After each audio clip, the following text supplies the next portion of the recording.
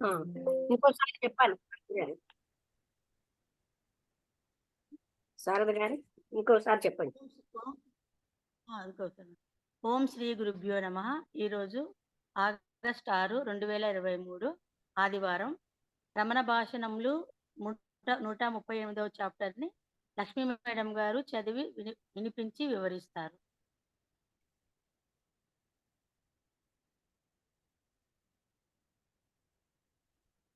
ఇది 136లో ఉంది.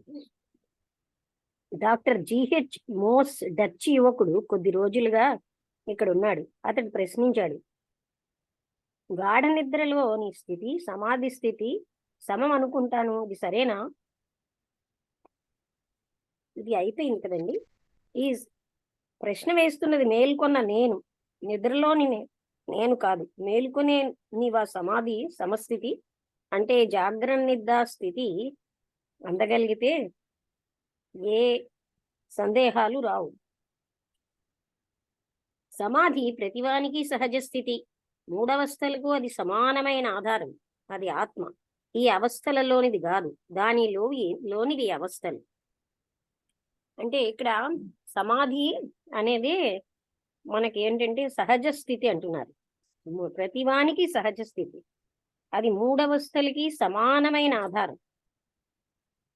నిద్రాస్థితిలోనే అంటే మెలకువలో సమాధి స్థితి ఉండగలిగితే అది నిద్రాస్థితిలోనే ఉంటుంది. ఇది అయిపోయింది, నేను చదివాము. అవునవును, నేను చదివినారు మేడం. శ్రీ లక్ష్మణ బ్రహ్మచారి రామకృష్ణ మిషన్ నుండి ఇక్కడ తన తలపులకు తాను సాక్షినని అనుకోవటం సాధ్యమా అని అడిగారు లక్ష్మణ బ్రహ్మచారి. అది సహజ స్థితి కాదు, భావన మాత్రమే.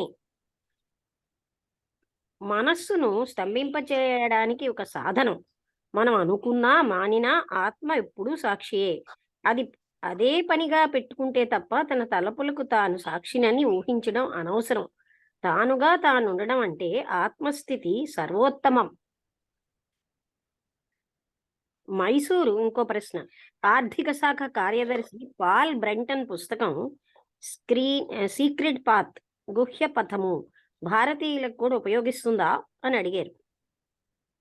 అందరికీని పృచ్ఛకుడు, దేహేంద్రియాలు తాను గానని అందరూ సర్వసాధారణంగా అనేదే, కానీ దాన్ని అభ్యసించేదెట్లా? ఆ పుస్తకంలో చెప్పిన త్రివిధ పంథాను అనుసరిస్తే సరి. ప్రాణరోధము ఆత్మవిచారానికి అవసరమా? ఏమంతగా కాదు. చూడండి, ఆ పుస్తకంలో అహంతరం రిక్త ఒకటి ఉన్నది అంటాడు. అవాంతరం రిక్తం ఒకటి ఉన్నది. నిజమే, అంతలో ఆగినావెందుకు? ఆ రిక్తత ఎవరికి అగిపించిందో అది కూడా చూడు. భక్తులకు ఎట్టి రిక్తం లేదట. అక్కడ ఒక నిద్రాణ స్థితి, లయ ఉండనే ఉంది. కొంతసేపటికి గాని మనస్సు ప్రబుద్ధం కాదు. సమాధి అనుభవం అంటే ఏమి? అది అదిగానే ఉంది. చూచేవారది మూర్ఛ అనుకుంటారు. మొదట్లో సాధకునికి కూడా ఆ అనుభవం మూర్ఛగానే తోస్తుంది. కానీ ఆ అనుభవం కాను అంతా చెక్కబడుతుంది. ఆ అనుభవం వల్ల నాడులకు ఉపశమంగా ఉంటుందా, కాక ఉత్తేజం కలుగుతుందా? పృచ్ఛకుడు అడిగాడు.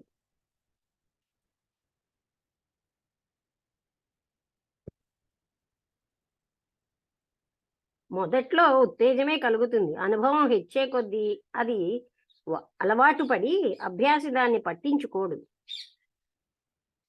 పృచ్ఛకుడు, మార్గం మంచిదైతే అప్రసన్నత ఉండరాదు. సుఖజీవనానికి వర్తనకు ఉత్తేజం అనుకూలం కాదు. మనస్సు చలిస్తుంటే తప్పుదారిలో పడినట్లే శ్రద్ధాళువైన వాని మనస్సే రాజమార్గంలో పోగలుగుతుంది. ఇక్కడికి ఇదైంది. మద్రాసు లెజిస్లేటివ్ కౌన్సిల్ సభ్యుడు శ్రీ ఎల్లప్ప చెట్టియార్, సేలం.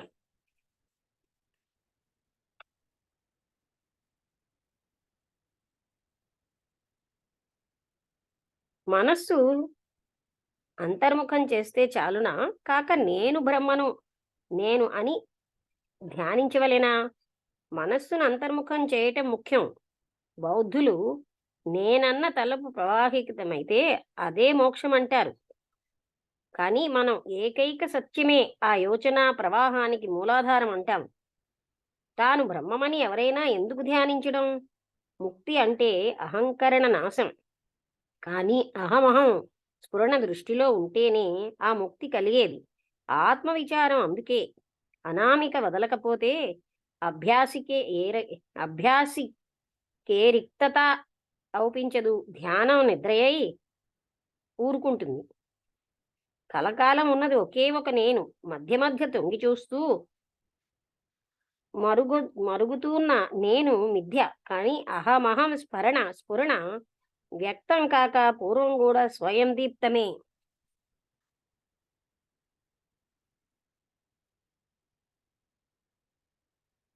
దేహం పుట్టుక స్థూలం, తన పుట్టుక కాదు. తన పుట్టుక నిజంగా అహంకరణ పుట్టుకే. ముక్తియా అది కొత్తగా ఆర్జించేది కాదు.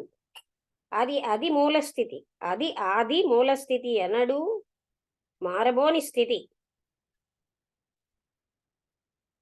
అర్థం అవుతోందా ఇది? అంటే ఒక ఆయన అడిగాడు అన్నమాట, మనస్సును అంతర్ముఖం చేస్తే చాలా, నేను బ్రహ్మని అని కూడా ధ్యానించాలా అని.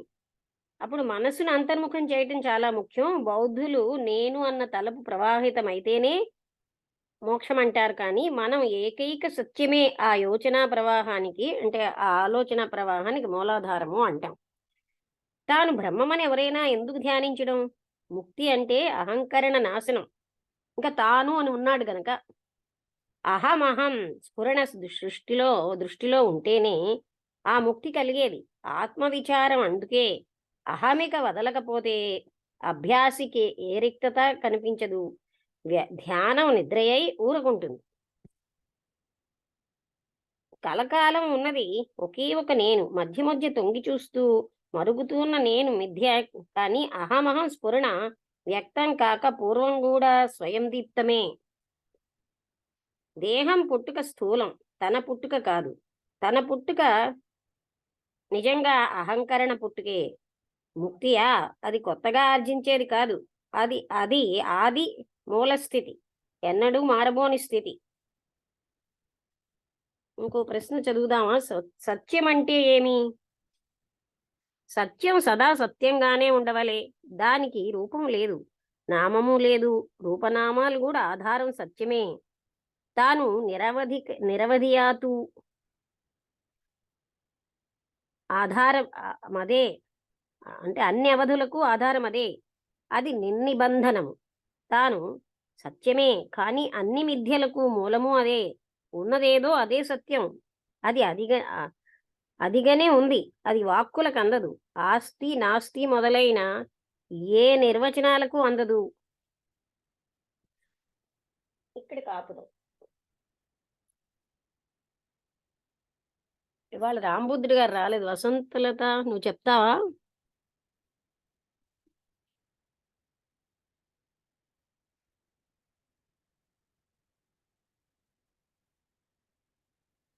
ఇక్కడి నుంచి అంటే 137. అంత జ్ఞాపకం ఉండటం లేదు లక్ష్మి. ఏదో అంత జ్ఞాపకం ఉండటం లేదు క్లియర్ గా. అంటే గబగబా చదువుతున్నావు, దాంతో నేనంటే ఇంకా ఆలోచించి అర్థమయ్యే లోపల మిగతా రెండో పరిస్థితి అంచేది నువ్వే ఏదో సమ్మరీ పెట్టు.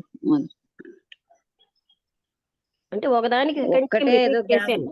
ఇప్పుడు ఆఖరిది ఏదో చెప్తున్నారు, అది సత్యం అంటే ఏమిటి అని అన్నారు. సత్యమే ఉన్నది, ఇంకేమీ లేదు. దాన్ని మనం ఏ విధంగానూ వర్ణించలేము, చెప్పలేము, మాట్లాడలేము దాని గురించి అని. అదొక్కటే ఉందని. తర్వాత ఏమో మరొకటి ఏంటంటే సహజ సమాధి స్థితే సహజ స్థితి. మిగతావి నిద్ర, సుషుప్తి, స్వప్న, జాగ్రత్త అన్ని దాంట్లోని స్థితిలో అన్నారు. అదో మాట కొంచెం పడింది.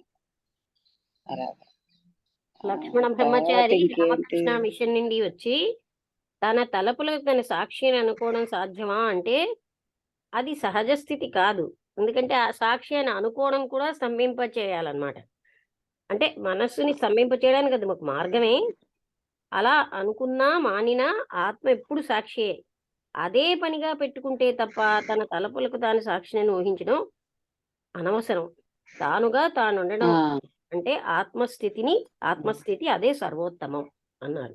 అంటే అంటే నిరంతరం మనం అంటే సాక్షిగా ఎప్పుడు ఉంటూనే ఉంటాం. అది అలాగే అంతేగాని నేను ఉంటాను అని కృత్రిమంగా ఊహించుకొని ఆలోచించుకొని ఉండడం అనేది సరి అయింది కాదు అని చెప్తున్నారు ఉంటున్నానన్న కదా. అవేర్‌నెస్ లో ఉండాలి.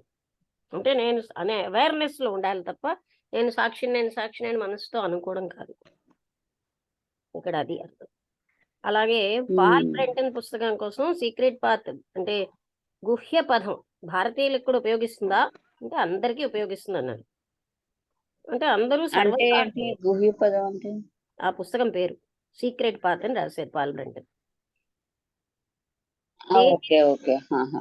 ఆ అందులో ఏంటి అదే ప్రశ్న పాయింట్? అడుగుతుంది అంటే దేహేంద్రియాలు తాను గానని అందరూ సర్వసాధారణంగా అనేదే. కానీ దాన్ని ఎలా అభ్యాసం చేస్తారంటే ఆ పుస్తకంలో చెప్పిన త్రివిధ పంథాను అనుసరిస్తే సరి అన్నారు. అంటే ఇంకోటి ప్రశ్న ఏంటంటే ఆ పుస్తకంలో ఏం చెప్పారో మనకు త్రివిధ తెలియదు. ఏమిటో? త్రివిధ పంథ అన్నారు. తర్వాత ఆత్మ విచారానికి ప్రాణరోధం అవసరమా? అంటే ఏమంతగా కాదన్నారు. పుస్తకంలో అవాంతరం ఏంటి రక్తం ఒకటి అంతగా అవసరం లేదు. ఏమిటి ప్రాణ నిరోధం అనేది అవసరమా అని అడిగాను. రోధము అన్నారు. ఏ- అంటే ఆత్మ ప్రాణాయామం, ప్రాణ నిరోధం అంటే ఊపిరి బిగపడ్డం. ఆ, ఒకసారి విను. అందరూ కూడా వినాలి. ప్రాణరోధము ఆత్మ ఉమ్, విచారానికి అవసరమా అని అడిగారు. అంటే అంతగా కాదు, ఏమంతగా కాదన్నారు. తర్వాత ఆ పుస్తకంలో ఉమ్. అహంతరం రిక్తం ఒకటి ఉన్నది అన్నారు. అహంతరం రిక్తం అంటే శూన్యం. నిజమే. అంతలో ఆగినావెందుకు? ఆ రిక్తత ఎవరికి అగిపించినదో కూడా చూడు. అంటే ఆ శూన్యం ఎవరికి కనబడిందో అది కూడా చూడు. అక్కడికి ఆగిపోయేవేంటి అన్నారు. అయితే భక్తులకు ఎలాంటి రిక్తం అంటే లేదు. అది ఎవరికి వృశ్చికుడు శూన్యం అడుగుతున్నాడు. ఏమిటి ఇది? ఆ, అంటే ప్రశ్న ఏంటంటే ఆ పుస్తకంలో అవాంతరం రిక్తం ఒకటి ఉన్నది అంటారు ఆ, అన్నారు. అంటే నిజమే. అంతలో ఆగినావెందుకు? ఆ రిక్తత ఎవరికో అది చూడన్నారు. ఎవరికి ఆ శూన్యం ఉమ్, కనిపిస్తుందో అది చూడు. భక్తులకు ఎలాంటి రిక్తం లేదుట. అంటే ఉమ్, ఎలాంటి శూన్యం లేదుట. అక్కడ ఒక నిద్రాణ స్థితి లయ ఉండనే ఉంది. కొంతసేపటికి గాని మనస్సు ప్రబుద్ధం కాదు. సమాధి అనుభవం అంటే ఏమిటి? అది అదిగానే ఉంది. చూచే వారికి మూర్ఛ అని అనుకుంటారు. మొదట్లో సాధకుడికి కూడా అలాంటి అవును అనుభవమే ఉంటుంది. కానీ ఆ అనుభవం రాను అవును రాను అంతా ఉమ్, చక్కబడుతుంది. ఆ అనుభవం వల్ల నాడులకు అవును ఉపశమనంగా అవును ఉంటుందా? ఉత్తేజం కలుగుతుందా? అని మరొక ప్రశ్న. అంటే దానికి ఏం చెప్పారంటే మొదట్లో మొదట ఉత్తేజం కలుగుతుంది. తర్వాత అది అనుభవం అలవాటైపోయి అభ్యాస దాన్ని మొదట ఉత్తేజం, పట్టించుకోదు. ఉమ్. అంటే శాంతంగా. మొదట ఏదైనా సరే ఆ ఉన్నది అది తర్వాత అది మామూలు అది అది అయిపోయింది. బోధపడి. ఉమ్. మార్గం మంచిదైతే అది అప్రసన్నత అది ఉండరాదు. అంటే అందరూ విను. ఆ? మార్గం గాని మంచిదైతే అప్రసన్నత అంటే ప్రసన్నత లేని స్థితి ఉండకూడదు. సుఖ జీవనానికి వర్తనకు ఉత్తేజం అనుకూలం కాదు అని పృచ్ఛకుడు అంటే మనసు చలిస్తూ ఉంటే తప్పుదారిలో పడినట్లే. శ్రద్ధాళువైన వాని మనస్సే రాజమార్గంలో పోగలుగుతుంది. అది జవాబు మహర్షి. తర్వాతది నేను 2 సార్లు ఎక్స్ప్లెయిన్ చేశాను. అంతర్ముఖం చేస్తే చాలా, ఉమ్, ఇంకా నేను బ్రహ్మని అని కూడా ధ్యానించాలా అంటే మనస్సును అంతర్ముఖం చేయటం ముఖ్యమే. అక్కడ మనం ఉమ్. ఏకైక సత్యమే యోచనా ప్రవాహానికి మూలాధారం అంటాము అని అన్నారు. తాను బ్రహ్మమని ఎవరైనా ఎందుకు ఏమిటేమిటి అంటే అంటే ఏకైక సత్యమే ఈ అన్నిటికీ మూలాధారం అని అంటాం. యోచన అంటే ఆలోచన ప్రవాహానికి. తాను బ్రహ్మనని ఎవరైనా ఎందుకు ధ్యానించడం? ముక్తి అంటే అహంకరణ నాశం. కానీ అహమహం స్ఫురణ ఇది కూడా మహర్షి చెప్తున్నారు. దృష్టిలో ఉంటేనే ముక్తి కలిగేది. ఆత్మ విచారం అందుకే అహమిక వదలకపోతే అభ్యాసికి ఏ రిక్తత ఒప్పించదు. ధ్యానం నిద్రయే ఊరుకుంటుంది. కలకాలం ఉన్నది ఒకే ఒక నేను. మధ్య మధ్య తొంగి చూస్తూ మళ్ళీ అంటే మరుగుతూ ఉన్న నేను మిథ్య. కానీ అహమహం స్ఫురణ వ్యక్తం కాక పూర్వం కూడా వ్యక్తం కాక పూర్వం కూడా స్వయం దీప్తమే. దేహం పుట్టుక స్థూలం, తన పుట్టుక కాదు. తన పుట్టుక నిజంగా అహంకరణ పుట్టుకే. అంటే అహంకరణ ఎప్పుడు మొదలైందో అప్పుడే తను పుట్టాడు. ముక్తియా అది కొత్తగా ఆర్జించేది ఏమీ కాదు. అది మూల స్థితి, ఎప్పుడు మారబోని స్థితి. సత్యం అంటే సత్యం. అహం అంటే ఏమిటి? అహమహం అంటే నేను అదే, అహం నేనే, ఐ నే- ఆమ్ దట్ ఐ నే- ఆమ్ అని. ఆహా అంటే నేనే పరబ్రహ్మని అనడం. అదేగా అతను అడుగుతున్నారు, నేను అలా అహమహం అనేది చెయ్యాలా? అలా కాదు, అలా మనస్సుతో అలా భావించడం కాదు. అక్కడ ఆయన నిరంతరం నేను బ్రహ్మని బ్రహ్మని అనుకుంటే లాభం ఏమిటి? ఆ స్ఫురణ అక్కడ ఉండాలి ఆ, మరి. ఆయన అడిగింది అది కదా. ఈయన చెప్పింది ఏంటంటే అహమహం అంటే ఆ స్టేజ్ లో ఉండంటున్నారు. మనస్సుతో మననం చేయడం కాదు. సత్యం ఉమ్, కదా సత్యంగానే ఉండాలి. దానికి రూపం లేదు, నామము లేదు. రూపనామాలు కూడా ఆధారం సత్యమే. తాను నిరవధియాతు అన్ని అవధులకు ఆధారం అదే. అది నిర్నిబంధనం, దానికి నిబంధన ఏమీ లేదు. తాను సత్యమే కాని అన్ని మిథ్యలకు మూలము అదే. ఉన్నదేదో అదే సత్యం. అంటే అసలైనటువంటి ఆత్మతత్వం అన్నిటికీ మూలం. ఉన్నదే ఒక్కటే ఉన్నది, సత్యమే ఉన్నది. అది ఏమో దాన్ని ఏ బంధనలు లేవు, దానికి రూపనామాలు లేవు, ఆధారం లేదు. అది అదిగానే ఉంది. అది వాక్కుకి అందదు. ఆస్తి నాస్తి మొదలైన ఏ నిర్వచనాలకు అందదు. అంతే కదా, దాన్ని ఏ రకంగా మాటల్లో నిర్వచించలేవు. ఇది అది ఎవరికైనా డౌట్స్ ఉన్నాయా?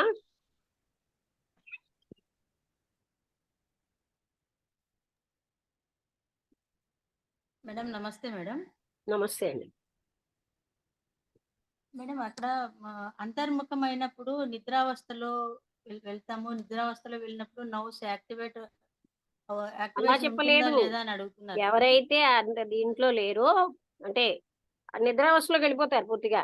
అంటే సరిగ్గా దాన్నే గాని అవును దృష్టి మేడం. పెట్టగిన వాళ్ళు నిద్రావస్థలోకి వెళ్తారన్నారు. దృష్టి పెట్టిన వాళ్ళు వెళ్ళరు. అట్లానా మేడం? ఉమ్. దృష్టి పెట్టిన వాళ్ళు వెళ్ళరు.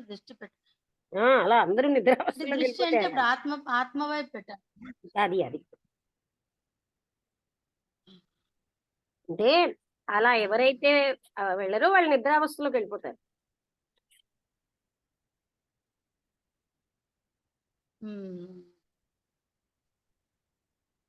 అంతర్ముఖము అంటే అప్పుడు అంటే ఊరికి జస్ట్ ఆత్మ వైపు దృష్టి పెట్టడం మేడం. అంటే మనం మామూలుగా బాహ్యంగా చూస్తాం కదండి అన్నిటినీను. అవుట్ సైడ్ చూడకుండా, అంటే ఇంటర్నల్ గా. అదే కదా మనకి కృష్ణమూర్తి గారు కూడా ఎప్పుడు నా మైండ్ ఎలా ఉంది, ఎలాంటి ఫీలింగ్స్ తో ఉంది, అలా మొదలవుతుంది. అలా చూస్తూ చూస్తూ చూస్తూ లోపలికి వెళ్తున్న కొద్దీ అప్పుడు మనస్సు ఎప్పుడైతే నిశ్చలం అవుతుందో ఆత్మస్థితిలోకి వెళ్తాం. అక్కడ ఒక రిక్తం అంటే శూన్యం కనిపిస్తుంది. ఆ శూన్యంలో నుంచే ఆత్మస్థితి అన్నది.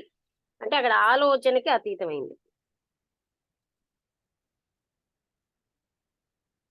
అర్థమైందా? అవును మేడం. అవును కానీ అది ఆ ఎక్స్పీరియన్స్ ప్రతిసారి రాదు మేడం. ఒక్కసారి వచ్చింది కానీ ఆ ఎక్స్పీరియన్స్ మళ్ళీ అది రాదు కానీ నేను ఒకటి ఒక్కొక్కసారి చెప్పనా అండి, తెలియకుండానే అది ఆ క్షణం కాక్షణమే. ఏమిటంటే వచ్చింది అనేది కూడా కృష్ణమూర్తి గారు అందుకే నాకు తెలిసింది అన్నవాడిని ఎవ్వడిని నమ్మకండి అన్నారు. ఎందుకంటే అది అప్పుడే గతంలోకి వెళ్ళిపోయింది. ఆ ప్రెసెంటే అంతే. అవునమ్మా.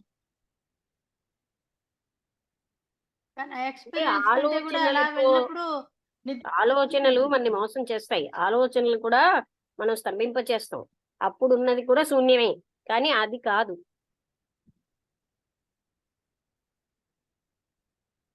అలా ఎన్నిసార్లు ట్రై చేసినా నిద్రావస్థలోకి వెళ్ళిపోతున్నాం మేడం. మళ్ళీ మెలకువ వచ్చినప్పుడు అరే ఇంతసేపు నిద్రపోయినామా అనే సెన్సేషన్ వస్తుంది మేడం. ఆయన అదే చెప్పారు కదా, ఆ అహంస్ఫురణలో ఉన్నంత సేపే తప్ప, లేకపోతే నిద్రావస్థలోకి వెళ్ళిపోతారన్నారు. అవునవును. అది అలానే జరుగుతుంది మేడం అది. అట్లాంటప్పుడు అది ఎక్స్‌పీరియన్స్ తో వస్తుందా మేడం మరి? అంటే ఎక్స్పీరియన్స్ కాదండి, మీరు ప్రయత్నించడం వల్ల రాదు. హ్మ్. ఇచ్ఛాశక్తితో రాదు. ఆలోచనల్ని బలవంతంగా అణిచేయడం వల్ల రాదు. అందుకనే ఉమ్. దానికి యోగానంద గారని చెప్తుండేవారు. అది అన్కండిషనల్. ఈ కండిషన్ చేస్తే వస్తుందని చెప్పలేం. అక్కడ దైవ కృపే. అందుకే త్రిపుర రహస్యంలో ఇప్పుడు ఆవిడ అలా అలా త్రిపుర మొదలు పెట్టాను మేడం. త్రిపుర రహస్యం అనే పుస్తకంలో తన ఉమ్. భర్తకి గురువై ఆఖరికి ఆయన ఎంతో స్థితికి వచ్చిన త్రిపురాదేవిని ఆరాధించని కూడా చెప్తుంది. ఎందుకంటే ఆ త్రిపురాదేవిని ఆరాధించడం అంటే, త్రిపుర అంటే ఎవరు? ఆత్మస్థితి. అక్కడ అవును. అలాంటి అంటే మన ప్రయత్నంతో జరిగేది కాదు అది.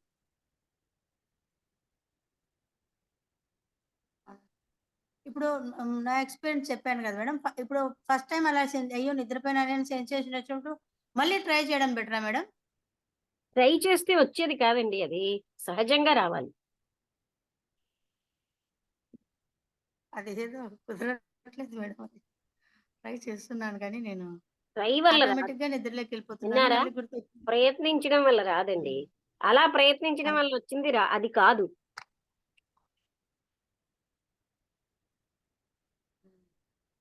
అది ఒకసారి వచ్చాక మళ్ళీ అంటే దాని యొక్క స్ఫురణ ఉంటూనే ఉంటుంది.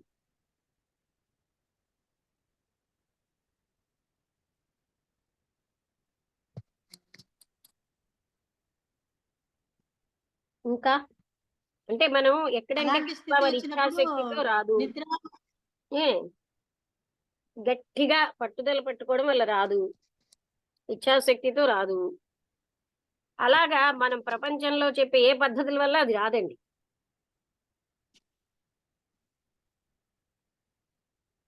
దానికి పద్ధతే లేదు.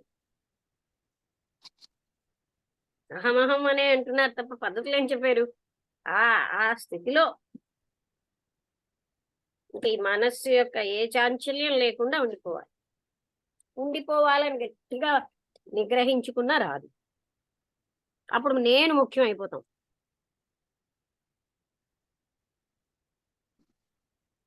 అప్పుడు ఆ స్థితి వచ్చినప్పుడు మనము గాఢ నిద్రను కూడా అబ్జర్వ్ చేసే కెపాసిటీ వస్తుందా మేడం అప్పుడు? ఇంకేం ఉండదండి అక్కడ. ఆలోచనకేమి ఆలోచనతో చేస్తాం కదా ఇవన్నీ. అవునవును మేడం. అంటే అప్పుడు మనము అనుకున్నాం కదా మేడం ముందు జ్ఞాని చూడండి, సమాధి గాఢ స్థితి ఎలా నిద్రలో ఉన్న ఉంటుంది అంటే, నిద్రావస్థను చూసి ఆయన అడిగారు కదా నిద్రావస్థను సమాధి స్థితి ఎలా ఉంటుందని. అంతే, దాన్ని మాటలతో చెప్పలేం కదా. ఎవరి వాళ్ళు చూసేవాడికి తెలుసుకోవాలి. కూర్చుపోయినట్టు ఉంటాడు. వాడి లోపల ఏం జరుగుతుందో ఎవరికి వాళ్ళు వాడికే తెలుసు. ఎక్స్‌పీరియన్స్ తోనే చేసుకోవాలి.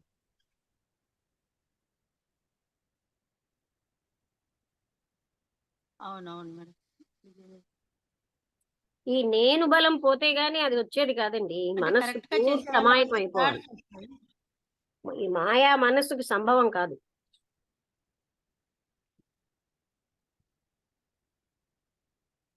అవును.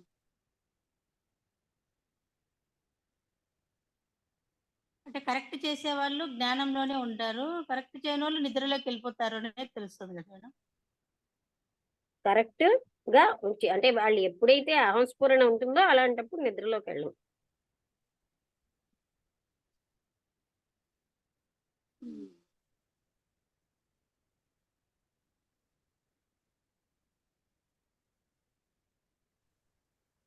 అప్పుడు జస్ట్ జడత్వం అంటే ఏమీ ఉండదు. శూన్యమే ఉంటుంది కదా మేడం. అప్పుడు ఆ శూన్యంలో మనము మన ఎక్స్‌పీరియన్సెస్ ఏమొస్తాయి మేడం అట్లా?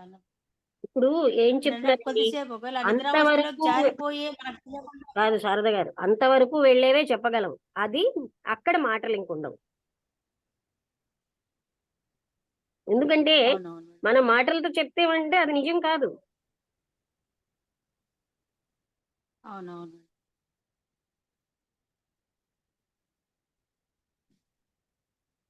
అక్కడ కరెక్టే మేడం. గట్టిగా నేను అదే ఇవాళ ఎక్స్‌పీరియన్స్ నాకేదో పొందుతాను అనుకుంటే ఆ నేను బలం పెరిగిపోయింది కదా, నేను నథింగ్ అయిపోవాలి.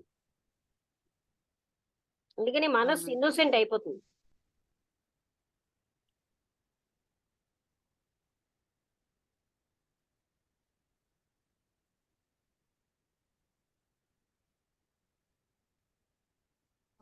అది ఎక్స్‌పీరియన్స్‌తోనే వస్తుంది. దాని యొక్క వర్ణనలోనే అది అనుభవైక వేద్యమే గాని చెప్పేది కాదని చెప్తారు దాన్ని వర్ణించడంలోనే. ఇప్పుడు కూడా సమాధి అవునవును. కోసం చెప్పమంటే అదే సమాధి సమాధే అంటున్నారు కదా. అవును. అది అదిగానే ఉంది అన్నారు. అవును.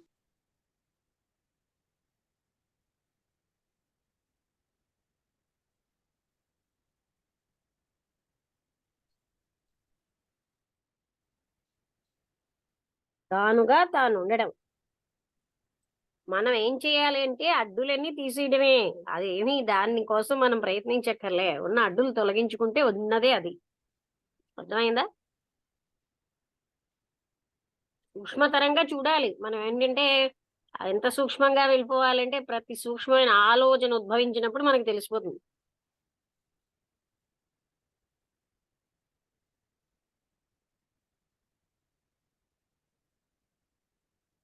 ఆలోచన అంటే మళ్ళీ మనసుతో చేసే విధానమే అయితుంది కదా మేడం. అక్కడ అన్నిటిని త్యజిస్తూ పోవాలి కదా మేడం. అవునది ఉద్భవించినప్పుడే తెలిసిపోతే మరి అప్పుడు అది ఉద్భవించదు.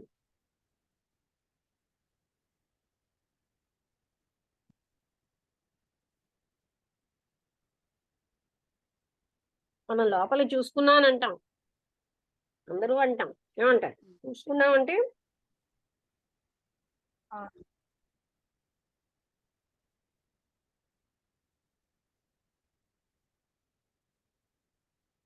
చూసుకున్నామంటే ఇంకా బయట బాహ్యాన్ని త్యజించడం అంటే ఇంకేమి ఏ ఆలోచనలు లేని స్థితిలోకి వెళ్ళిపోవడం కదా మేడం.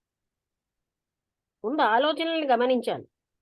ఏ ఆలోచనలు లేకుండా ఎలా అయిపోతాం?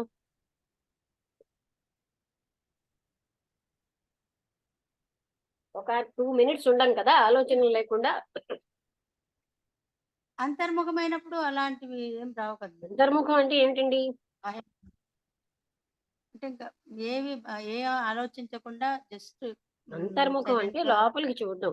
అంటే ఆలోచనలు ఎలా ఉన్నాయి? ఫీలింగ్స్ ఎలా ఉన్నాయి? చేసే పనుల వెనకాల ఉద్దేశాలు ఎలా ఉన్నాయి? అలా లోపలికి చూసుకోవడం.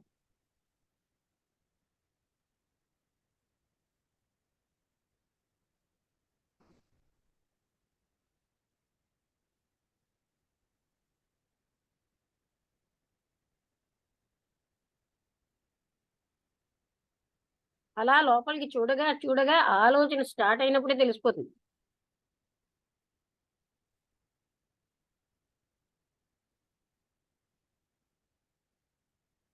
అర్థమైందా? అర్థమైంది.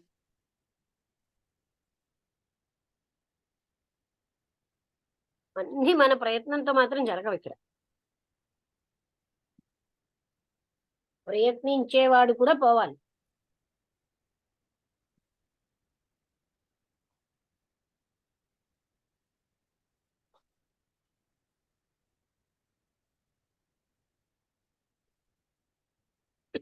ప్రయత్నించేవాడు అంటే నేను ఉన్నాను అంటే అర్థం ఏంటి ఇక్కడ? అక్కడ ఇంకా నేను రేంజ్ లోనే ఉన్నాం.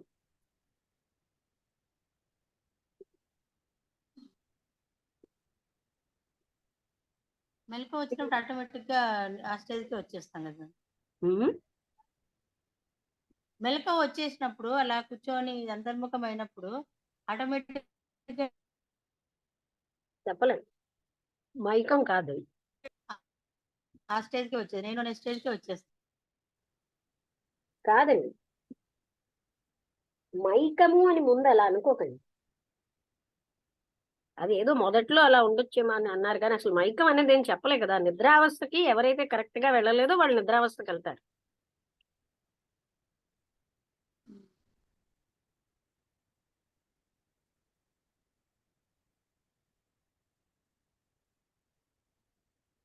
అందుకే శాస్త్రాలు కూడా ఏమీ వర్ణించవు. హ్మ్. అందుకే అది కాని జ్ఞానం అంతా అజ్ఞానమే. దాన్ని ఎలా పట్టుకోవాలి అని మనం చెప్తున్నాం తప్ప ఆ పట్టుకోవాలి అన్న దగ్గర మనకు అవేమి పెద్దగా హెల్ప్ చేయట్లేదు. మళ్ళీ అది అన్కండిషనల్. ఈ కండిషన్ నువ్వు జపం చేస్తేనే దొరుకుతుందని రాదు, నువ్వు పూజలు చేస్తేనే దొరుకుతుందని రాదు, నువ్వు పూజలు చేయకపోతే దొరుకుతుందని లేదు. మనస్సు నిశ్చలం అవ్వాడంటే మనస్సు ఎప్పుడండి వైలెంట్ గా ఉన్న మనస్సు నిశ్చలం అవుతుందా? కోరికలతోటి ఇటు అటు పరిగెడుతున్న మనస్సు నిశ్చలం అవుతుందా? అందుకే ముందు అవన్నిటినీ మనం అంటే ఆ మనస్సు ఇన్నోసెంట్ అయిపోతుంది. ఏదో ఏదో కావాలి, ముక్తి కావాలి అనే కోరిక కూడా అది కోరికే.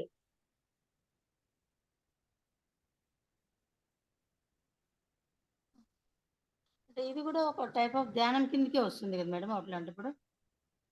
ధ్యానం వల్ల రాదు. దేని వల్ల దీని వల్ల వస్తుందని చెప్పలేమండి. మీకు అర్థమైందా? అవును.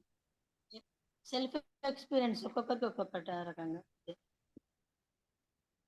సెల్ఫ్ ఎక్స్పీరియన్స్ అంటే తన అనుభవం. ఆ అనుభవం అన్నది ఈ కండిషన్ అన్న దాని వల్ల రాదు.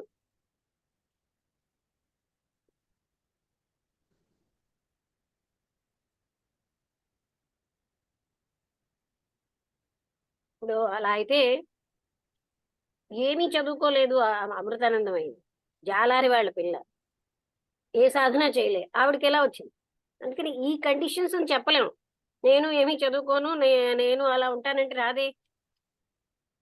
పోనీ ఎక్కువగా ధ్యానం చేసేస్తే వస్తుందా అంటే నేను ధ్యానం చేశానన్న అహంకారం తప్ప ఏమి వచ్చేది లేదు. ఎక్కువ పూజలు, స్తోత్రాలు చేస్తే వస్తుందా అంటే నేను చేశానన్న అహంకారమే వస్తుంటుంది. అర్థమైందా? వినబడుతోందా లేదా? అవును. అందుకోసం వినిపిస్తుంది మేడం. మనస్సు నిశ్చలం చేసుకోవాలంటే మనస్సు ముందు ఇలాంటి వాటన్నిటికీ అంత వైలెంట్ గా ఉన్న మనస్సును నిశ్చలం చేసుకోవడం కష్టం కదా.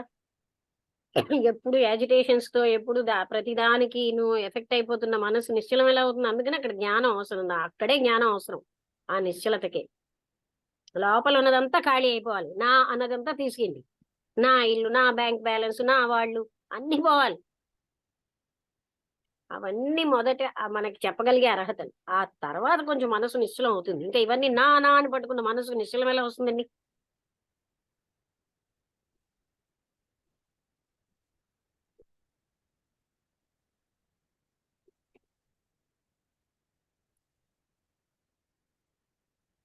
నా కుటుంబం మాత్రం బాగా ఉంచాలి అని అడుగుతున్నాం అంటే ఇంకా నిశ్చలం అవ్వలేదు. అంటే కోరిక పోలేదు. నా పరభావం ఇంకా అక్కడ గట్టిగానే ఉంది. అవును. నిశ్చలం అవ్వడానికి కావలసిన అర్హతలు అవన్నీ చెప్తున్నారు. తర్వాత అది ఆత్మజ్ఞానానికి తర్వాత సంగతి. ముందు ఇక్కడికే.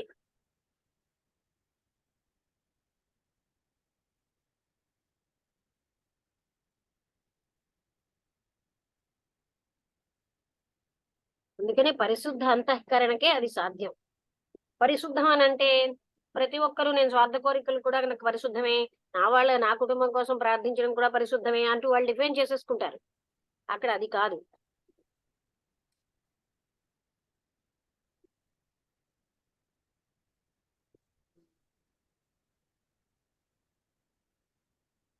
ప్రాపంచికంగా చెప్పేది అక్కడ పనికిరావు.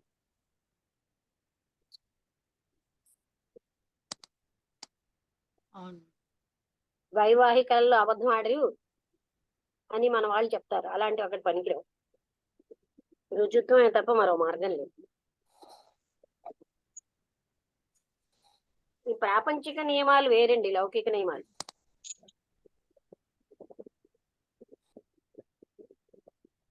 అవును.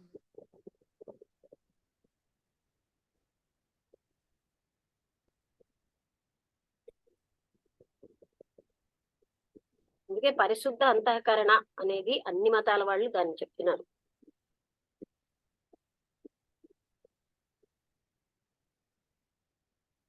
ఆయన ఏం అన్నారు? మీ పుట్టుక అహంస్ఫురణ పుట్టిన నుంచే మీరు పుట్టారన్నారు. దేహం పుట్టిన నుంచి కాదు. నేను దేహాన్ని అనే అహం ఎప్పుడైతే పుట్టిందో అప్పటి నుంచే నువ్వు పుట్టినట్టు లెక్క అన్నారు. అది ఇప్పుడు ఉన్నది కదా.